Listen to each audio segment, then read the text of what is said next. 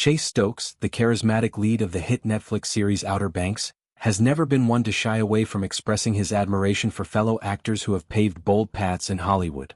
In a candid and revealing interview with People magazine, the 32-year-old actor opened up about his deep respect for Robert Pattinson, the enigmatic star best known for his iconic role as the brooding vampire Edward Cullen in the Twilight saga. Stokes didn't just mention Pattinson in passing.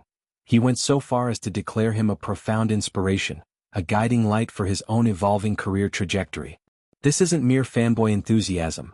It's a thoughtful acknowledgement of how Pattinson's post-franchise choices have redefined what it means to transition from teen heartthrob to respected auteur in the cutthroat world of entertainment.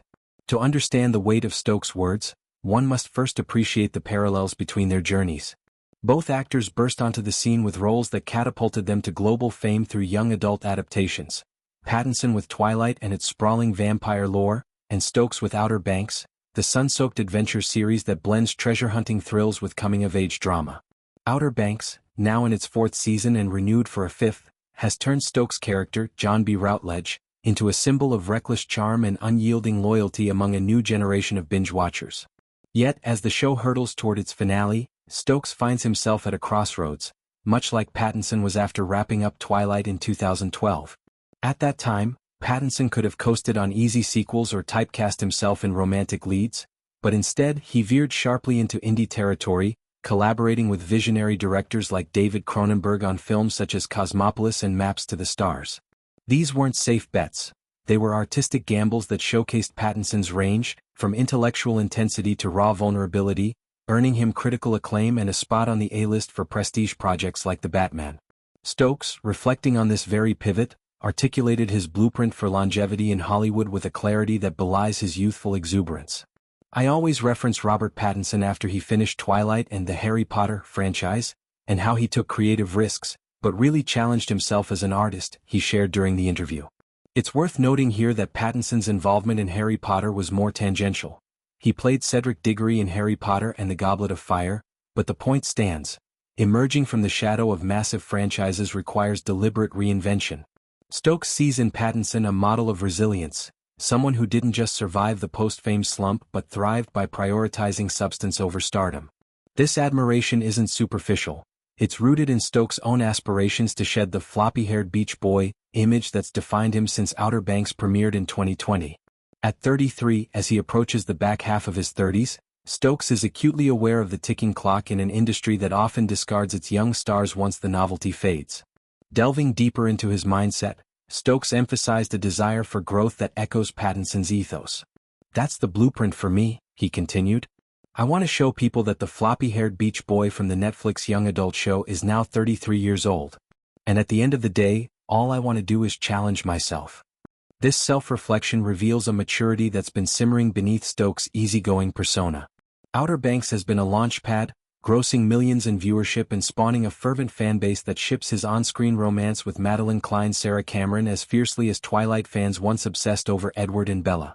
But Stokes knows that reliance on one role is a precarious perch.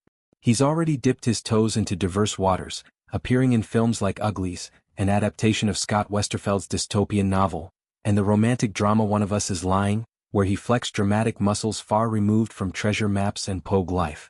Yet, citing Pattinson suggests Stokes is aiming higher, perhaps toward those auteur-driven indies or even villainous turns that could redefine his brand. Imagine Stokes in a Cronenberg-esque psychological thriller, his boyish grin twisted into something sinister, or channeling Pattinson's brooding intensity in a Christopher Nolan epic. The possibilities are tantalizing, and Stokes' gushing praise positions him not as a follower, but as an eager student ready to forge his own path. What makes this endorsement particularly poignant is the context of Pattinson's own evolution. After Twilight, which earned over $3.3 billion worldwide, Pattinson faced the classic post-blockbuster dilemma: how to escape the glittery coffin of teen romance. His answer was a masterclass in reinvention. He dove into The Rover, a gritty Australian outback thriller, and Good Time, the Safdie brothers' adrenaline-fueled heist gone wrong, which netted him a Gotham Award nomination. These weren't crowd pleasers. They were passion projects that demanded emotional nudity and technical precision. Pattinson's subsequent role as the Caped Crusader in Matt Reeves' The Batman 2022 was the ultimate vindication.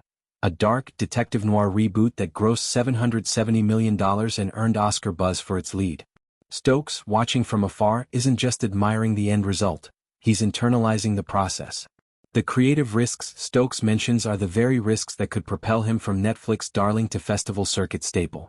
In an era where streaming giants like Netflix churn out content at breakneck speed, standing out requires audacity, and Pattinson embodies that unapologetically. But Stokes' interview wasn't all high-stakes career talk, it also touched on the grounded joys that anchor his life amid the whirlwind. Despite his ambitions to challenge himself on screen, he's firmly rooted in Charleston, South Carolina, the sun-drenched filming hub of Outer Banks. In a move that underscores his commitment to balance, Stokes recently purchased a house there, signaling no plans to abandon the place that's become more than just a set, it's home. I was in Los Angeles for about a decade and went back and forth, but never felt a sense of community like Charleston, he confessed. This admission paints a vivid contrast to the transient high-pressure existence of LA, where networking often trumps neighborliness.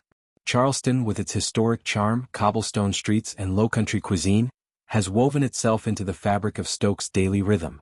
He describes the locals' embrace as magical, a far cry from the guarded interactions of Hollywood Hills. Envision the scene, Stokes strolling through the bustling farmers market on King Street, basket in hand, or walking his dog along the Battery's Palm-Line Promenade as horse-drawn carriages clip-clop by. It's these slices of normalcy that recharge him. He recounted heartwarming encounters that capture the town's small-town soul. A lot of people, whether it's at the grocery store or if I'm walking my dog, even the kids in the neighborhood are like, "Hi Mr. Stokes, how are you?"